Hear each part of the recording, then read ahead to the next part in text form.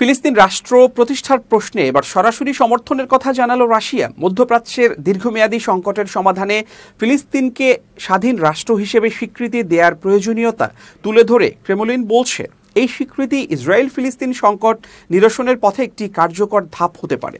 রুশ সংবাদ মাধ্যম আরটি জানিয়েছে, শুক্রবার রুশ প্রেসিডেন্ট ভ্লাদিমির পুতিনের মুখপাত্র দিমিত্রি পেসকভ বলেন, রাশিয়া শুরু থেকেই দ্বিরাষ্ট্রীয় সমাধানের পক্ষপাতী।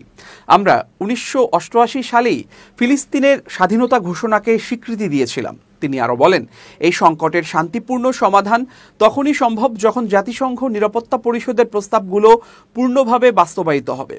রাশিয়ার এই অবস্থান এমন এক সময়ে এলো যখন ইউরোপ জুড়ে ফিলিস্তিন রাষ্ট্রের স্বীকৃতি দেওয়ার দাবি জোরালো হচ্ছে।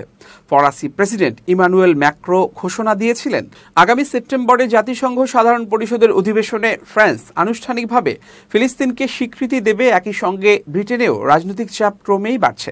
দেশটির ক্ষমতাসীন লেবার পার্টির প্রতি ফিলিস্তিনকে স্বীকৃতি দেওয়ার আহ্বান জানিয়েছেন 9টি রাজনৈতিক দলের 220 এমপি। এ চিঠির স্বাক্ষরকারীদের অধিকাংশই লেবার পার্টির সদস্য এবং সংখ্যার দিক থেকে এটি ব্রিটিশ পার্লামেন্টের 1/3 বেশি। এমপিরা তাদের চিঠিতে যুক্তি দিয়েছেন, যুক্তরাজ্যের স্বীকৃতি বিশ্বকে একটি শক্তিশালী বার্তা দেবে এবং দ্বিরাষ্ট্রীয় সমাধানের পথকে এগিয়ে নেবে। ফিলিস্তিন রাষ্ট্রের স্বীকৃতি নিয়ে এই নতুন তরঙ্গ মধ্যপ্রাচ্যের রাজনীতিতে নতুন উত্তাপ যোগ করেছে। সময়ই বলে দেবে এই স্বীকৃতিগুলোর মাধ্যমে দীর্ঘদিনের এই রক্তক্ষয়ী সংঘাতের বাস্তব সমাধান কতটা সম্ভব।